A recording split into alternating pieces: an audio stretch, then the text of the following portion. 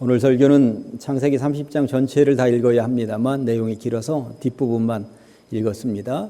창세기 30장 전체를 읽어보면 주인공 셋이 등장을 하는데 한 명은 라헬이고 두 번째는 라반이고 그 다음에 야곱입니다. 이 세 사람을 통해서 교훈을 얻어보도록 하겠습니다. 첫째는 라헬에 대한 이야기를 해보려고 합니다. 라헬을 묵상해 보았더니 라헬은 철저하게 나중심적으로 살았습니다. 나중심적으로. 그래서 나중심의 사람 라헬이라는 제목으로 함께 말씀을 받도록 하겠습니다. 라헬은 그렇게도 사랑스러운 여인이었습니다. 누구에게? 야곱에게. 예쁜 얼굴과 예쁜 몸매를 가지고 있었고 야곱은 첫눈에 반해버리고 말았습니다. 이 여인 하나를 얻겠다고 야곱은 무려 14년 동안이나 무임금으로 노동을 했습니다. 그러나 야곱은 라헬을 하늘만큼 땅만큼 사랑했기에 그렇게도 오랜 기간을 봉사하면서도 단 며칠을 지내는 것 같았다고 성경이 말씀하고 있습니다. 이런 열혈 남편을 만났으니 라헬에게는 룰루랄라 하면서 지낼 만한 탄탄대로가 열려 있을 것 같지 않습니까? 그러나 라헬의 인생은 전혀 그렇지 않았다고, 결코 행복 인생이 아니었다고 성경이 말씀하고 있습니다. 언니 레아는 순풍순풍 아이를 잘도 낳는데 세월이 흘러도 라헬에게는 아이가 없었다는 거예요.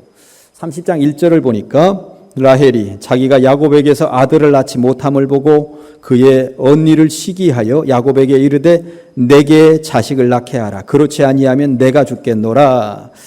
라헬이 야곱에게 불만을 토로하는 장면을 보셨습니다만 온통 나중심입니다. 내게 자식을 낳게 하라고. 그렇지 않으면 나 죽겠다고.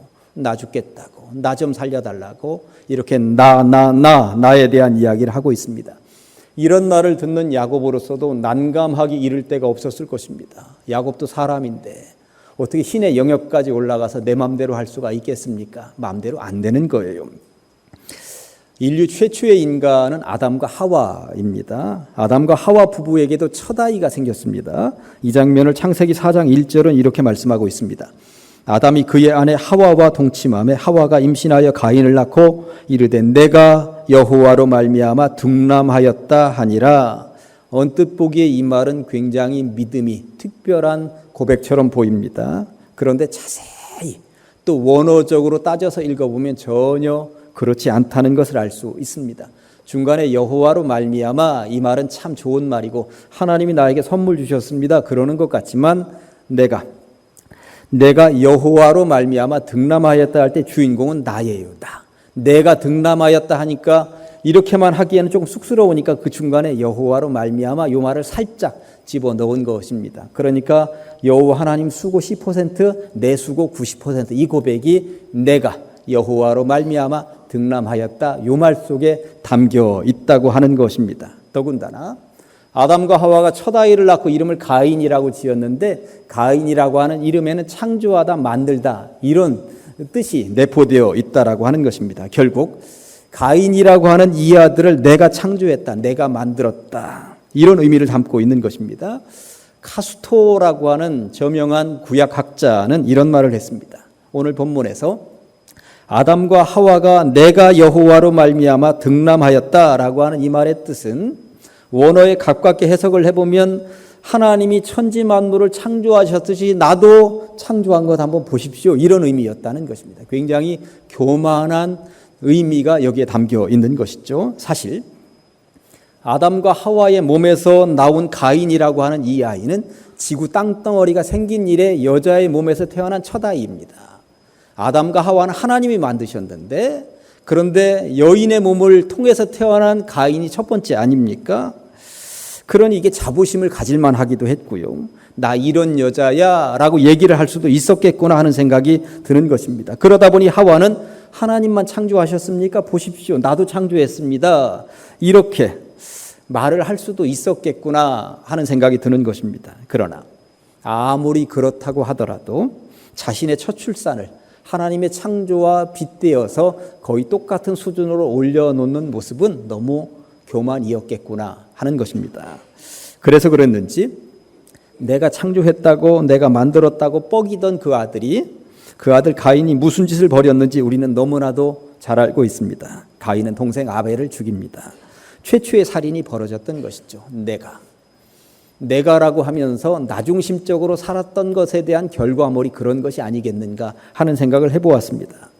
이후에 가인은 살인자가 되고 그 동생 아벨은 죽어나갔고, 그랬더니 이 가정에 하나님께서 선물을 하나 더 주셨습니다. 아들을 낳게 된 것이죠. 내가 창조했다고, 내가 만들었다고 뽀기다가 그 아들 가인이 무슨 짓을 했는지 잘 알고 있었던 아담과 하와는 많이 달라졌어요. 창세기 4장 25절을 보았더니 분위기가 어떻게 달라졌는지 한번 보시기 바랍니다. 아담이 다시 자기 아내와 동침함에 그가 아들을 낳아 그의 이름을 셋이라 하였으니 이는 하나님이 내게 달라졌습니다. 하나님이 내게 가인이 죽인 아벨 대신에 다른 씨를 주셨다 함이며, 첫째 아들 가인을 낳았을 때는 내가 여호와의 도움 조금 받아가지고 아들 낳았다, 창조했다 이러더니 이제는 놀랍게 바뀌었습니다. 하나님이 내게, 하나님이 더 주어가 되어 있습니다. 세상 살면서 가장 불쌍한 인생이 있다면 모든 초점을 나에게 맞춘 인생입니다. 전도를 해보면 나는 나를 믿는다는 거예요. 눈에 보이지도 않는 하나님 믿지 못하겠다는 것이죠. 나는 나의 능력, 나의 힘을 믿고 나의 재주를 믿고 살겠다는 것입니다. 그런 사람들이 부지기수로 많이 있습니다. 나에게 초점이 맞추어져 있는 인생, 철저하게 불쌍한 인생의 전형이라고 할 수 있습니다. 며칠 전에 온 국민의 공분을 산 엄마가 한 명 등장을 했습니다. 자그마한 여행 가방에 9살짜리를 7시간이나 가두어 놓았습니다. 아이는 의식불명 상태로 발견이 되었고 죽었죠. 새 엄마가 저지른 일이었습니다. 세상의 모든 새 엄마들이 그렇지 않습니다. 그런데 이 새 엄마는 해도 너무했습니다. 가방 속에 갇혔던 이 아이는 얼마나 무서웠을까요? 그 자그마한 가방에, 몸을 제대로 펴지 못하는 그 가방에 7시간 동안 갇혀 있었던 이 아이는 얼마나 고통스러웠을까요? 저는 그 아이의 얼굴도 모르고 이름도 알지 못합니다. 그러나 그 아이를 생각할 때마다 너무나도 안타깝고 마음이 불편했습니다. 사람이 살면서 아무리 못됐다 해도 사람으로서는 넘어서는 안 되는 선이 있는 거 아닙니까? 그런데 이 엄마는 그 선을 넘어버렸습니다. 아이의 입장에서 생각하지 않았습니다. 나 이외에는 다른 생각이 없었던 것이죠. 그냥 아이는 나에게 불편하니까, 내 핏줄도 아니니까, 나만 편하면 되니까, 이 생각 이외에 아무 생각이 없었다고 하는 것입니다. 사랑이라고 하는 뜻을, 이 단어의 뜻을 모르시는 분은 아니 계시겠습니다만, 사랑이라고 하는 단어를 국어사전에서 일부러 한번 제가 찾아보았습니다.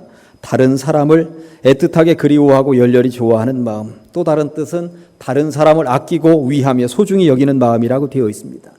결국 사랑은 나에게 초점이 맞추어져 있는 것이 아니더라고요.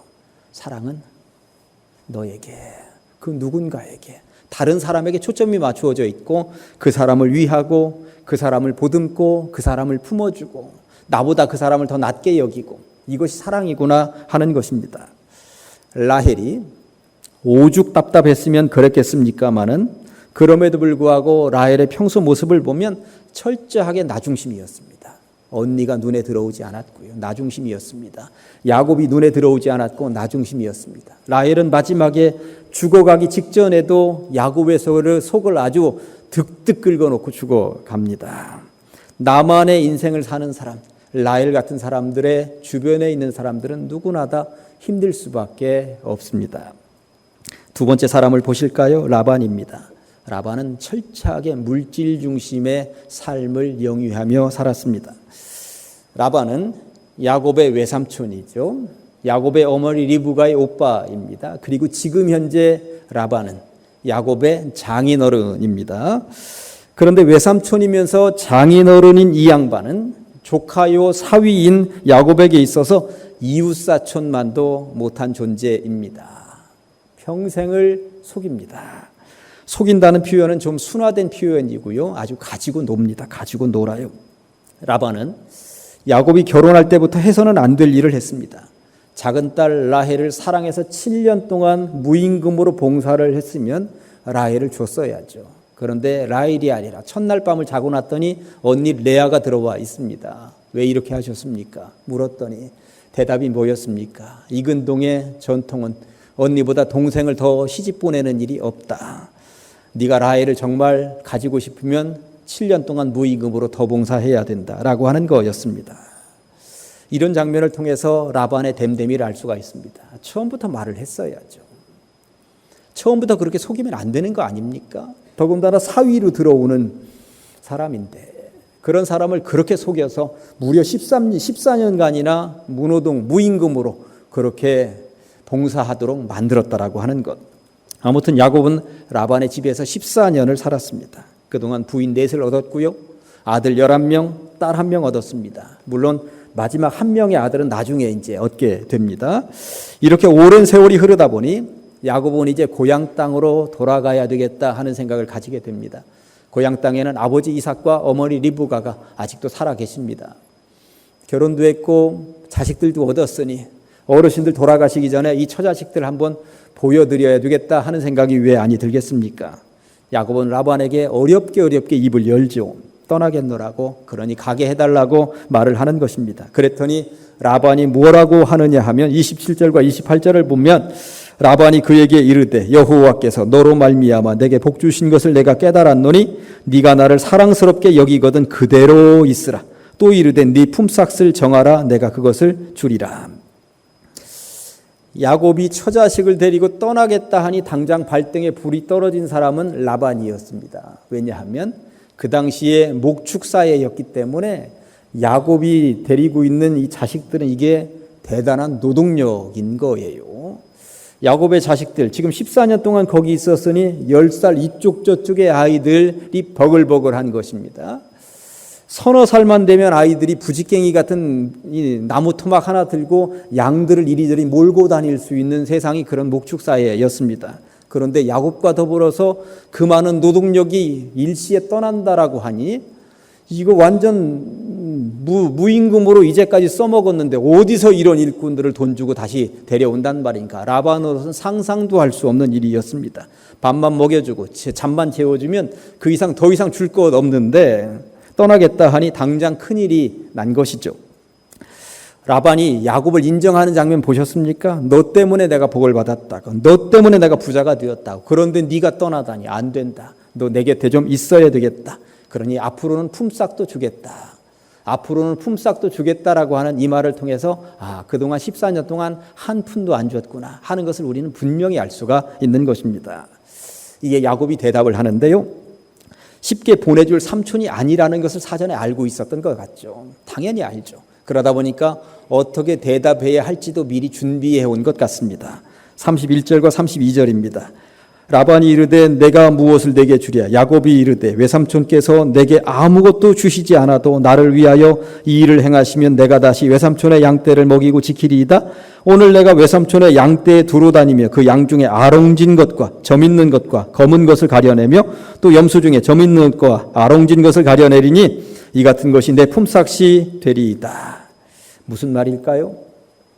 점 있는 것이야 당연히 알 테고요. 아롱진 것이 도대체 무엇인가 궁금해 하실 분들이 계시겠습니다. 거의 대부분의 양들은 하얀색입니다. 하얀색.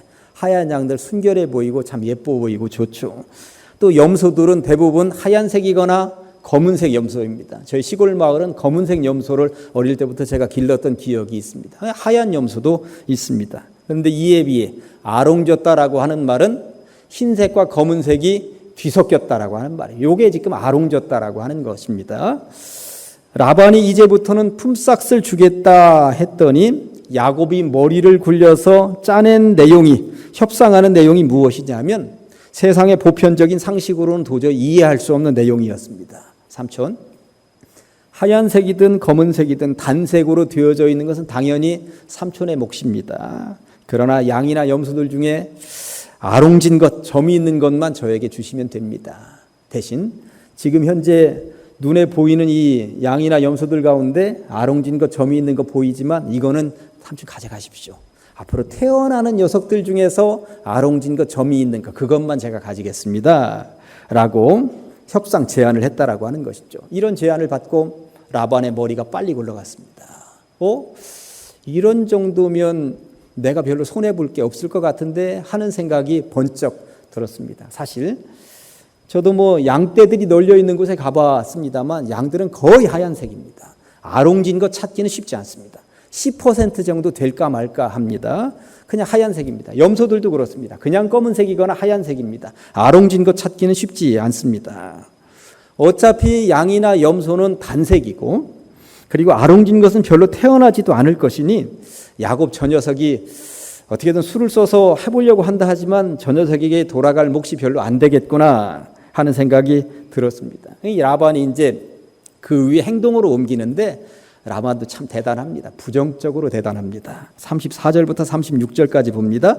라반이 이르되 내가 네 말대로 하리라 하고 그날에 그가 순염소 중 얼룩무늬 있는 것과 점 있는 것을 가려내고 암염소 중 흰 바탕에 아롱진 것과 점 있는 것을 가려내고 양 중에 검은 것들을 가려내고 자기 아들의 라반의 아들의 손에 맡겼다고 말씀하고 있습니다. 그런 다음에 자기와 야곱의 사이를 어떻게 사흘길이 뜨게 하였고 야곱은 라반의 남은 양떼를 하얀색의 양떼만을 쳤다라고 말씀하고 있습니다. 무슨 말인지 대충 알아들으셨습니까? 라반 참 대단하죠. 저같이 착한 사람 같으면 한 10%밖에 안 되는 아롱지고 검은 점 있는 거, 야 이것도 네가 가져라 할 것 같아요. 근데 라반은 아예 싸그리 검은 것, 점 있는 것, 아롱진 것 전부 다 구분해가지고 자기 자식들에게 갖고 가라. 어느 정도나 떨어졌다고요? 사흘길을 가야만 만날 수 있을 정도로 거리를 띄웠다라고 이야기를 하고 있습니다. 여러분들 상식적으로 지금 현재 남아있는 양은 하얀색만 남아있습니다. 이 하얀색만 있는 양들이 교배를 해서 아롱진 것이 나올 확률이 몇 %나 될까요? 그래도 아롱진 것과 하얀색 양이 서로 교배를 해서 낳으면 그나마 아롱진 것이 나올 확률이 조금이라도 더 있을 텐데 지금 라반이 야곱에게 남긴 양은 다 하얀색입니다. 아롱진 것 하나도 없습니다. 그러니 라반이 얼마나 욕심이 많은 사람인지 우리는 여기에서도 분명히 알 수 있는 거예요. 참 대단한 사람입니다. 자기 사위 아닙니까? 사위에게 주는 것이 그렇게도 아까웠던 모양입니다. 이만큼 물질에 눈이 먼 사람이었구나 하는 것을 알게 됩니다. 등골 브레이커라고 하는 말이 있습니다. 여러분들 가정에도 이런 자식들이 있는지 모르겠습니다. 비싼 명품, 수백만 원짜리 옷, 가방 이러한 것들, 그것도 자기가 사는 게 아니라 부모한테 손 돌려가지고 요거 사야 되니까 돈 내놓으라고 하는 자식들을 일컬어서 등골 브레이커라고 합니다. 부모의 등을 아예 등이 휠 것 같은데도 아랑곳하지 않고 사대는 자식들을 일컫는 말입니다. 외삼촌 라반은 야곱의 등골 브레이커였습니다. 인정사정이 없습니다. 야곱의 등이 휠 정도로 착취하고 또 착취합니다. 지난 14년간 무임금으로 착취했으면 조금이라도 나눠주면 얼마나 좋습니까? 그러나 국물도 없습니다. 더군다나 아롱진 것이 나올 가능성을 완전히 그 싹부터 제거해버리는 것입니다. 사흘길을 멀리 내빼버리고 구분시켜버렸습니다. 한 달쯤 전에 뉴스를 하나 보았는데 이 뉴스도 제 마음을 아프게 했습니다. 외국인 노동자 이야기였습니다. 캄보디아에서 온 27살 썸낭이라고 하는 이 젊은이는 3,300만 원의 체불임금을 받지 못한 채 한국을 떠나야만 했습니다. 캄보디아에서 대학에 합격했는데도 10명의 가족들을 책임져야 된다라고 하는 책임감 때문에 한국으로 넘어왔고 농촌으로 갔고 채소밭에서 일을 하게 된 거예요. 하루 8시간 근무 조건 주 5일째 지켜지지 않았습니다. 같이 일하던 한국 아줌마가 돼지 축사 같다라고 얘기를 하던 그 공간에서 3년이 넘는 세월을 살았습니다. 임금을 달라고 불만을 토로하면 맞았고요. 무서워서 참고 견딘 3년 10개월이었습니다. 거의 4년이었습니다. 주인은 몇 년 전에도 이런 경우가 있었다고 그럽니다. 이런 일로 고발을 당했는데도 벌금만 내고 마른 이력을 가진 사람이었습니다. 기자가 채소밭 주인에게 마이크를 들이댔어요.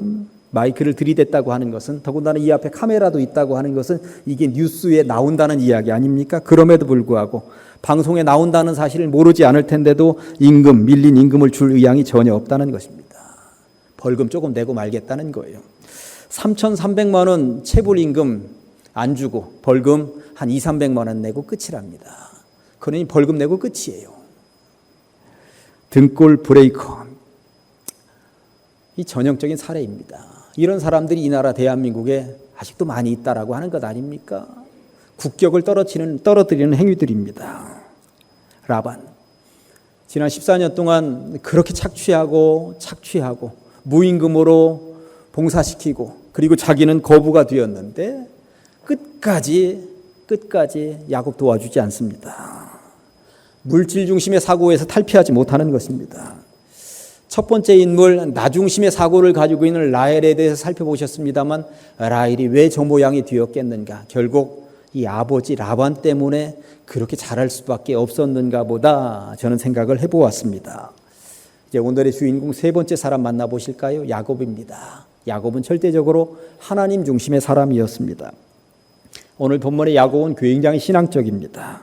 지난 14년간 무임금으로 일을 했으니 사실 수중에 돈이 없는 거예요. 양 한 마리, 염소 한 마리도 아직 내 거인 것은 하나도 없습니다. 물론 결혼을 해서 4명의 부인을 얻었고 12명의 아이를 얻었다고는 합니다만 먼 미래를 생각하면 뭔가 좀 있어야 길러낼 것 아닙니까? 이에 야곱이 제안을 한 내용은 좀 전에 보셨습니다만 라반이 마다할 리가 없는 제안이었습니다. 그렇다면 도대체 야곱은 무슨 배짱으로 누가 보더라도 손해일 것이 분명한 이런 제안을 했단 말인가? 앞으로 태어나는 녀석들 중에 아롱진 것, 검은 점이 있는 것, 그것만 가지겠습니다. 이런 제안을 도대체 무슨 배짱으로 할 수 있었단 말인가? 제가 볼 때 길 떠날 때 베델에서 만났던 하나님, 내가 너와 함께 하겠다고 약속해 주셨던 하나님, 내가 다시금 고향으로 돌아올 수 있도록 지켜주겠다고 하셨던 그 하나님, 그렇게 믿는 구석이 있었기 때문입니다. 아무튼 외삼촌 라반과의 계약에 의하면 이제 태어나는 녀석들 중에서 하얀색이든 검은색이든 단색인 양과 염소는 외삼촌 라반의 것, 아롱지고 점 찍힌 것은 야곱의 것. 그러니 새끼가 태어날 때마다 집중해서 볼 것 아닙니까? 저게 야곱 것인지 라반 것인지. 그런데 한편으로 생각해 보면 야곱은 신이 아니잖아요. 어떻게 그럴 수가 있을까? 어떻게 저런 약속을 했을까? 이후에 야곱이 하는 행동을 한번 보실까요? 37절부터 39절입니다.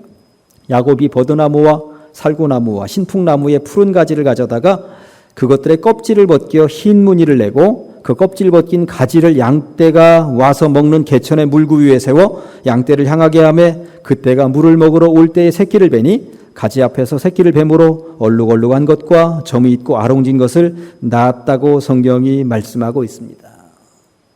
버드나무, 살구나무, 신풍나무 껍질을 벗겨서 양떼들이 물을 마시는 곳에 세워놓았고 그것을 쳐다보면서 물을 마시는 녀석들은 아롱진 것, 점이 있는 것을 낳았다고 성경이 말씀하고 있는 거예요. 오늘날 양들을 키우는데 그렇게 세워놓고 그런 나무들을 세워놓고 양들이 그걸 쳐다보고 물을 마시게 했더니 아롱진 것이 나온다. 그렇게 나올까요? 안 나옵니다. 안 나옵니다.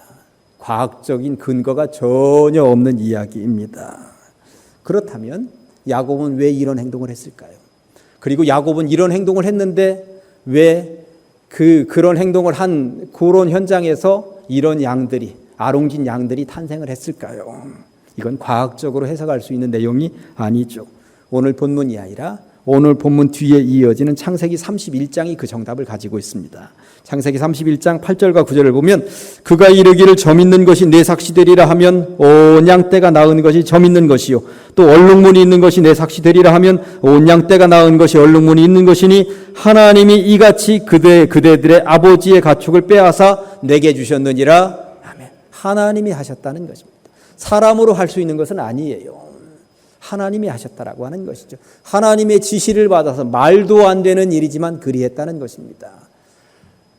그렇다면 도대체 왜 이런 말도 안 되는 일을 시켰단 말인가? 그런데 성경을 읽어보면 사실 세상의 시각으로는 말도 안 되는 일들이 너무나도 많이 있습니다. 홍해를 건넌 일은 말이 됩니까? 반석을 쳤더니 물이 나오는 것은 말이 됩니까? 요단강을 맨 땅으로 건넜다고 하는 것도 말이 됩니까? 예수님의 오병이어의 기적은 말이 됩니까? 성경에는 사람의 힘으로 뛰어넘을 사람의 힘으로는 할 수 없는 그런 놀라운 영역의 이야기들이 부지기수로 많이 있습니다. 그래서 신앙생활을 우리가 하는 것이죠. 나의 한계에 부닥쳤을 때 하나님도 거기에 한계가 있는 것이 아니라 하나님은 그것을 뛰어넘어서 우리들에게 역사하는 분이라고 하는 것을 믿기 때문에 우리가 기도하는 것이고 맡기는 것이고 신앙생활하는 것입니다. 오늘 껍질 벗긴 나뭇가지를 통해 아롱진 양과 염소를 생산해냈다는 이야기는 과학적으로는 말도 안 되는 이야기이겠습니다만 하나님의 역사라면 못할 일도 못할 영역도 아니라고 하는 것이죠. 오늘 설교 후에 부를 찬송은 171장입니다. 후렴 부분에 보면 살아계신 주. 저는 이 5글자가 너무나도 좋습니다. 살아계신 주. 이 부분만 찬양할 때가 되면 막 가슴이 뛰고, 맞아, 하나님은 살아계시지. 주님은 살아서 역사하시는 분이지. 나의 한계를 뛰어넘어서 뭔가 나에게 좋은 것으로 되돌려 주기 위하여서 살아 역사하시는 분이지. 얼마나 좋습니까? 그 살아 역사하시는 분이 절망 가운데 있는 모든 환경 가운데에도 나의 참된 소망이 되어주신다고 말씀하고 있으니 두려움이 사라지는 것 아니겠습니까?